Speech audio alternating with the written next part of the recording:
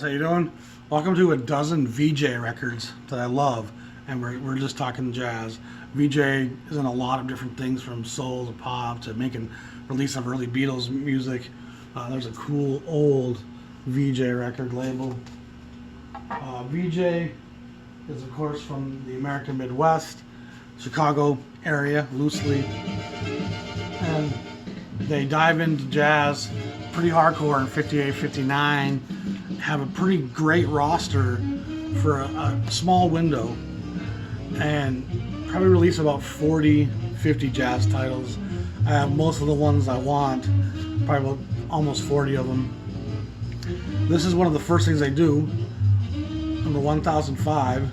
It's got a great band on it: Nat Adderley, Gene Ammons, Frank Foster, Tommy Flanagan, Benny Green, Albert Heath, Ed Jones.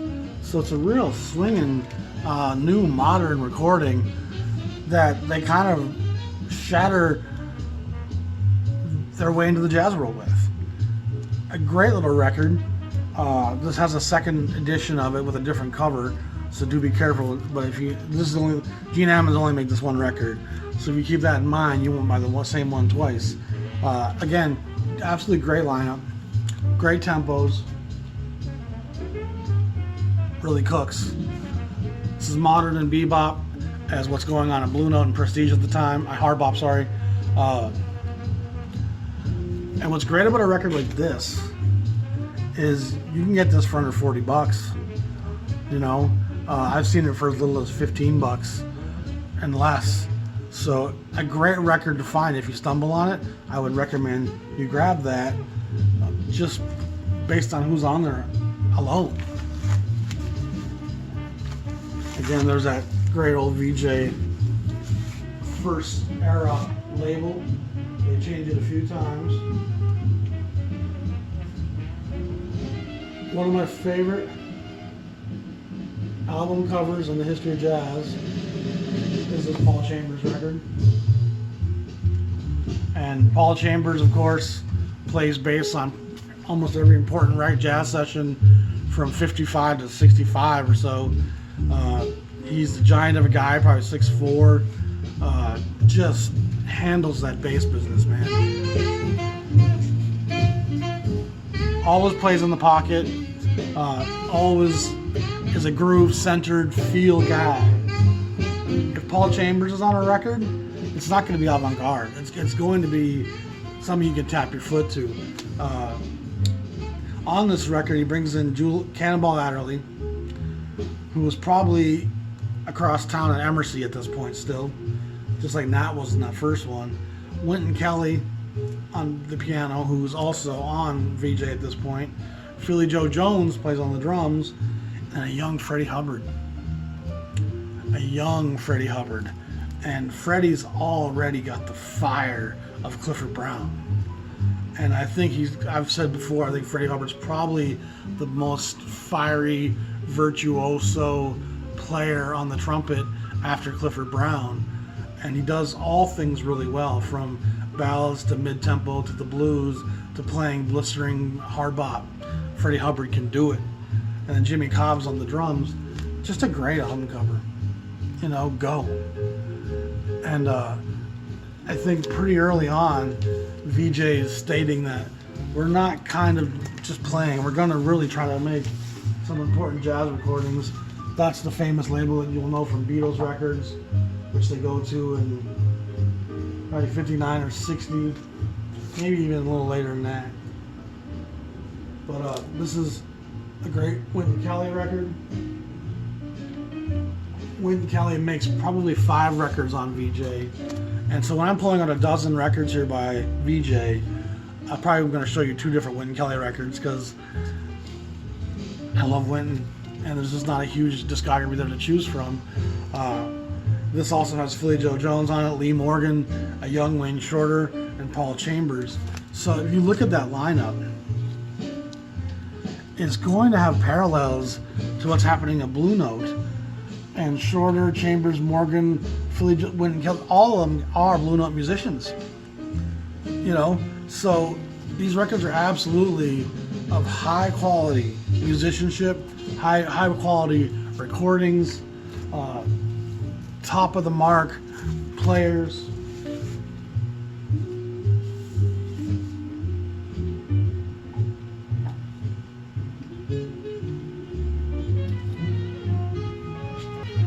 Is Frank Strozier, and he's not like Chet Baker where he's really slow, contemplative, strung out. Frank's a pretty fiery guy. He's playing with Booker Little here on trumpet as well, who I love. Wynton Kelly's on the piano, Jimmy Cobb is on the drums. Frank plays the alto. I think he plays tenor some as well. I love the few things I have by him. He has a few things on Riverside, Jazzland. He's just a cat you don't hear much about. Looks like he might actually be mixed. It's hard to say the way they do these covers in this era. Race was such a controversial thing.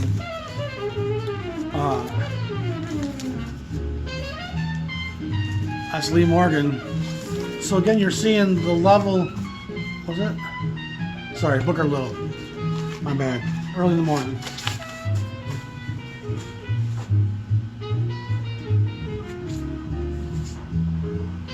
VeeJay does have their fingers in a few different pies, you know, so there's only certain series that are going to be dedicated to jazz. Here they have a very, very young Wayne Shorter, who puts out 2 records as a leader here, probably his first 2 albums as a leader, honestly. And he's already a composer. He's already written 5 of the 6 tracks on this record, which is pretty unheard of in jazz in a lot of ways. He's already showing a lot of that diversity. He's still very much in developing at this point, but it shows you some of the weight that VeeJay launched itself into in the jazz series. This is a record I stumbled on in a small town called Redwood. Oddly enough, Bob Dylan stayed in a youth detention facility there as a young guy. But Lee Morgan, here's Lee. We got Art Blakey on the drums, Wynton Kelly on the piano, Paul Chambers, Cliff Jordan on the tenor. There's that fire Lee Morgan, you know, and he's a very intense guy. I think the Sidewinder image of Lee Morgan is kind of a misnomer. He had the big hit with that for Blue Note, but Lee's really a fiery kid, especially in the late 50s when he's on VeeJay, and then those early Blue Note records are some of the great records in Blue Note's discography.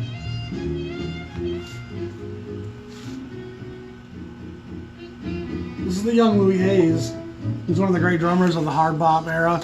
He plays, of course, and makes records into the 70s and 80s. But this also has a great lineup on it. Nat Adderley, Yusef Lateef, Barry Harris, Sam Jones. So Harris, Jones, Lateef, and Adderley are all stalwarts of the Riverside label. So again, you're seeing that VeeJay is bringing in big name players. Big names in terms of the jazz community. You know, again, like with the Blue Note guys, these guys aren't stars by any means on a national level.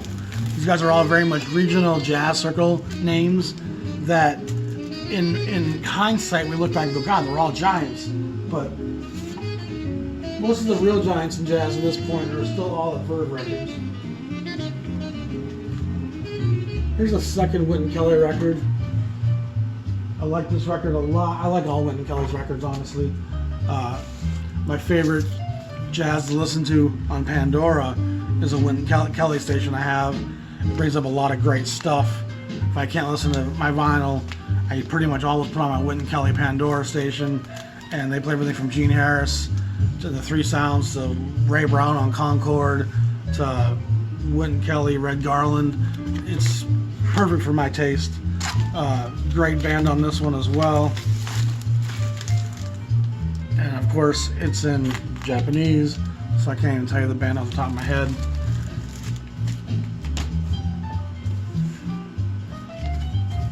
Another really cool record on VeeJay is The Young Lions. And this is another original pressing. And the nice thing about VeeJay original pressings is an original Lee Morgan record on Blue Note, $400 or $500, $1,000, depending on the auction, the condition. Original pressings of VeeJay records with the same groups, same fire, may get to $100, $150, but you can more likely find them for $60 in the wild, in pretty good condition in stores, and as low as $30, $40. I think I found this on the store for $35 somewhere in a small town, and I was just like ecstatic. I'm like, I'll take that. I have a reissue of it, but now I got this one. Fuck my reissue. Again, Lee Morgan, Wayne Shorter, Frank Strozier, Louis Hayes, Bobby Timmons, Bob Cranshaw, Albert Heath. The Young Lions, they got some roar to them. There's a lot of fire in that lineup. So the VeeJay stuff, you kind of come to it a little bit later, you collect it. But I kept seeing enough VeeJay stuff pop up in my discography printouts. And I probably referenced those before, but I have a binder of printouts of Wikipedia discographies of my favorite jazz artists. I probably have a couple hundred in there now. And so when you're out shopping and you have this binder with you, you know, do I have this one or not? Is this what? And VeeJay started popping up enough on these discographies of musicians I love that I'm like, oh, VeeJay was an important label. This is the MJT plus 3. They have a couple records on Argo as well. The great Walter Perkins. I think Frank Strozier's in that lineup right there. Willie Thomas on the trumpet, Bob Cranshaw and Harold Mayburn. Great Chicago grooving, nice mixed band right there. See, jazz music is the healing. It brings us together. It doesn't divide us. And music that does divide, it was made that way intentionally. Like if you listen to some of the hip hop coming out today, I feel like a lot of that music was designed to push us apart and to promote young black kids going to jail.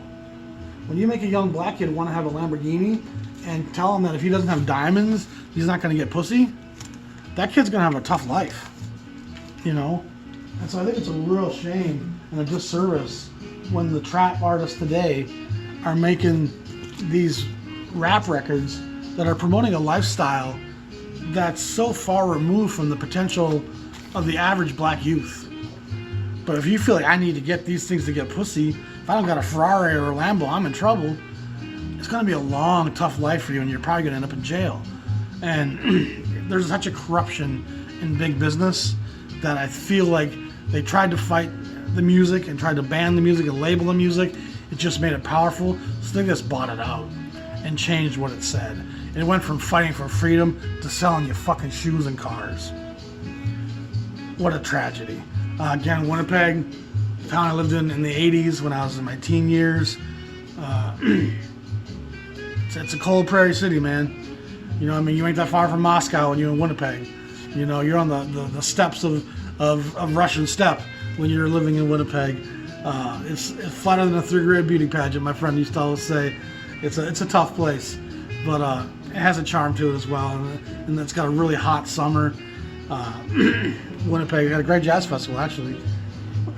But Eddie Harris. Eddie Harris is a guy people are going to know more from Atlantic, where he makes a long series of kind of soul jazz and kind of crossover jazz. But he starts out on VeeJay and actually probably makes 6 or 7, 8 records on VeeJay. It's pretty standard middle of the road stuff. He's not going to reinvent the wheel, but he's always driven by groove and driven by melody. And this is a nice bossa nova record. The bossa was huge in '62, and so every label has to have a few bossa things. And for my money, Eddie Harris on VeeJay is a great buy and a great bargain because you won't have to pay more than $15 tops. Anybody's asking for you more than for $15 for an old VeeJay Eddie Harris record, you should tell them the Jazz Shepherd said shame on them. And they should be putting that stuff out there so people can enjoy it. A record I kind of come to in the last year, my friend Jean-Michel in Switzerland, be safe, my brother, he introduced me to it. Actually, he might even bought this one for me. It's got the bass clarinet of Buddy DeFranco, who's a guy that goes back on Verve, back to the swing era, Dixie era. It's got Abdullah Buhaina, which, if I'm not mistaken, that's Art Blakey. Victor Feldman on the piano, the great British player. Curtis Fuller on the trombone. Freddie Hill, Lee Morgan, and Victor Sproles. So it's got quite the lineup, honestly. And the bass clarinet's a very interesting instrument. It's a beautiful package. This is from a later VeeJay series, the 2500 series. I can't even tell you much about the session, but they're playing the music of Coleman, Coltrane, Dizzy, and Monk. Again, it's just the musicianship on this, the bass clarinet, and it's just a wonderful swinging set. And you're going to hear these young kids playing with DeFranco and really kind of laying down a nice combination of up-tempo, modern jazz. So that's VeeJay. It's a label that I think is an important little chunk of the jazz canon. There's another Lee Morgan record over there I didn't pull out called Expubitant. There's another Wayne Shorter record, Waning Moments. There's a number of other great records on the VeeJay label, but like I said, it's probably about 40, 45 titles, and then they go their own separate ways. But for a brief moment there, 58 to about 62, VeeJay jumps right in. And they're right there with the cutting edge at Blue Note, at Prestige, and Riverside, and using those same musicians in a lot of cases to make some really, really solid records. Dig the Paul Chambers. He's got another one called First Baseman. So again, VeeJay is a great little label. I appreciate y'all for watching. Please be safe out there. Subscribe to my channel. Check out my playlists. I've been trying to get that across lately. I got a lot of cool playlists I don't think people know are there. Appreciate you all. Be safe. Talk to you soon.